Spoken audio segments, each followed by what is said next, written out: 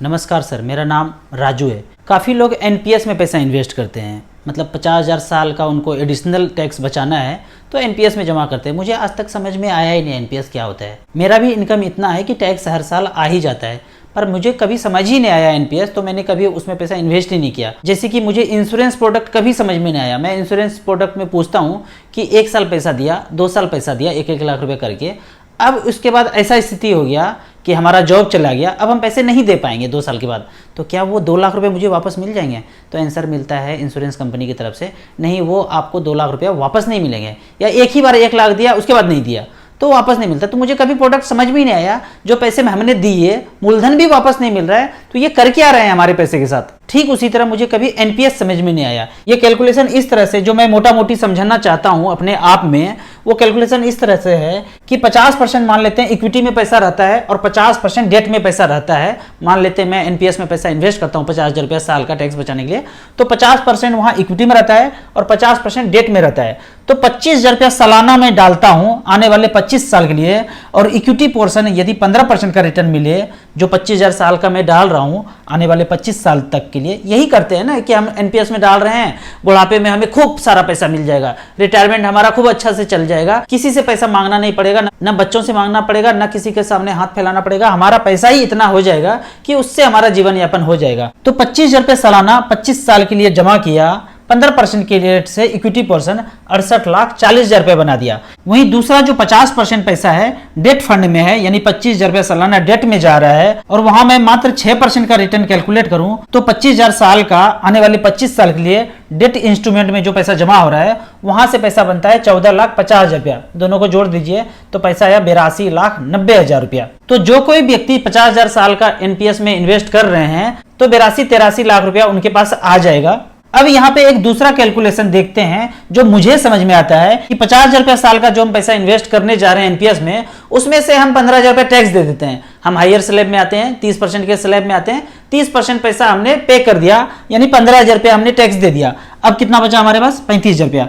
35,000 रुपया हम equity mutual fund में इन्वेस्ट करते रहे आने वाले 25 साल के लिए। 15% वहां भी कैलकुलेट किया था, तो 15% यहां भी कैलकुलेट करते हैं, तो पैसा बनता है 95,76,000 रुपया। यानी कि हम एसआईपी का रास्ता पकड़ेंगे तो एनपीएस से ज्यादा पैसा बन जाएगा टैक्स पे करने के बाद भी। लेकिन अभी रुक जाइए, एक नौटंकी और बाकी है। वो नौटंकी इस तरह से है कि 82,90,000 रुपया एनपीएस में आपने बना लिया तो इसका 60% पैसा ही आपको वापस मिलेगा, यानी 82,90,000 का 60% होता है 49,74,000 रुपया ही वापस मिलेगा।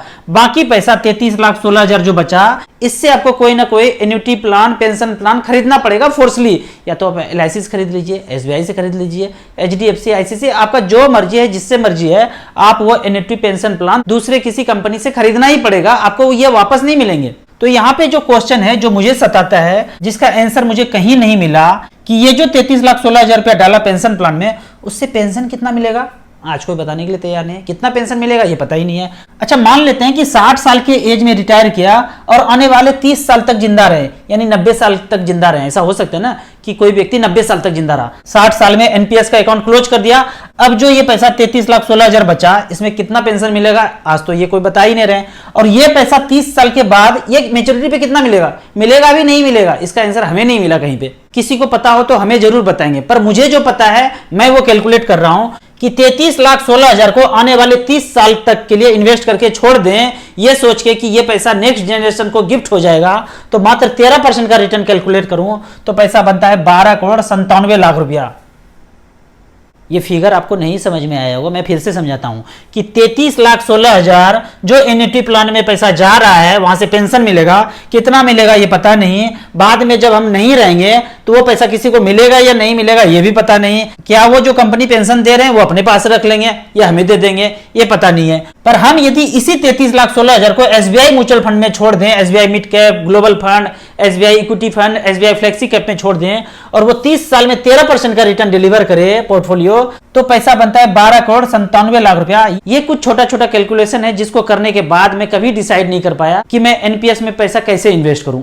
आपको इसी तरह से और कुछ कैलकुलेशन जानना है, और यदि म्यूचुअल फंड में आपको इन्वेस्ट करना है, आप पहले से म्यूचुअल फंड में कहीं कहीं इन्वेस्ट कर रहे हैं, आपके पास डीमेट अकाउंट है, शेयर है, कुछ भी है, जितना तामझाम है सब एक जगह अरेंज करके आप म्यूचुअल फंड में मेरे साथ आगे बढ़ सकते हैं। आप मेरे नंबर पे व्हाट्सअप करके आप अपने ऑफिस में अपने फैमिली मेंबर्स के साथ आप हमसे गूगल मीट पे जुड़ सकते हैं। वीडियो अच्छा लगे तो आप अपने व्हाट्सएप ग्रुप में जरूर शेयर करें। Thank you so much.